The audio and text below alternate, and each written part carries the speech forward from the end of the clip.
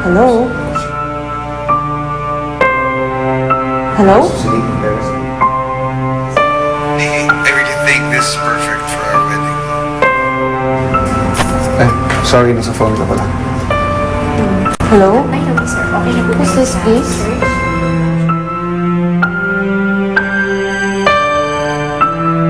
The wedding seems Mark Nicholson.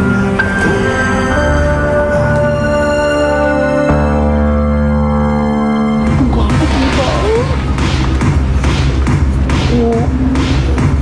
Uy, ano ba yung problema ni Sir Kenneth? Di ba sinasabi sa'yo? Ang palay ko. Uy, matagal na kayong friends niyan, ha? Di ba friends na kayo? Oo nga, pero hindi naman kami nag-uusap tungkol sa mga personal niyang buhay, no? Kung magkwento siya, di okay. Kung hindi, di okay din. Ako, ayoko ng mga lupang mamaya masundan pa ako. Pero bakla. Ang gwapo-gwapo niya.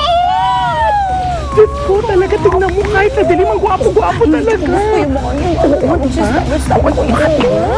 Meron ka ba nun? Inahit ko na bakla. Ang gwapo talaga. Tingnan mo. Walang angulo. Excuse me? Anong tinititig-titig niyo? Pare, marinig ko lang yung boses niya. Sobrang saya ko na.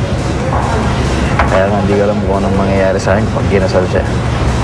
Pare, di ba sabi ko naman sa'yo, hindi pa naman huli yung lahat? Eh, talagang mahal mo si Nikki. Hindi gawin mo yung dapat mong gawin.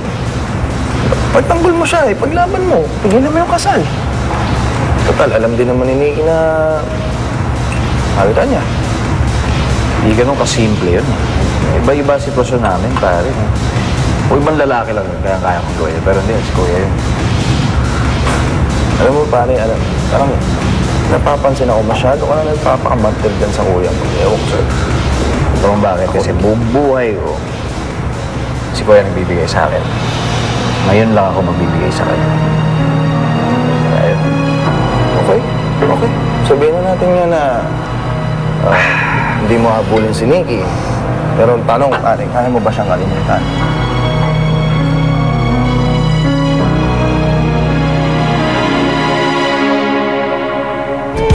Teka lang, sir. Napansin ko, itong si Lolo Kenneth mo, parang may malaking dinadala. Bakit pa ang lungkot-lungkot mo? Ano ba nangyari sa'yo? Bakla, pasiyahin kaya natin siya. Gamit ang katawang ko. Ano ba? Sino nakaisip niya? Dito na, sir. Hindi po nakaisip.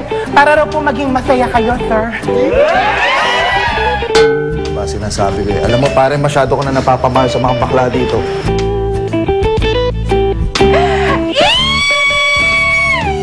Alam mo, pare, nagdududa na ako sa'yo. Nagdududa na ako sa'yo. Okay ka na ba? Sumubay ka na? On the way naman yung parlor mo, pwede kita natin. Bonggang-bongga ito. Ano ang Tagalog ng deposit? Joke ba yan? Corny mo, ha? Effort. Aalis ako, pupunta ako ng effort. I want that reckless and heartless driver to pay for what happened to you, son.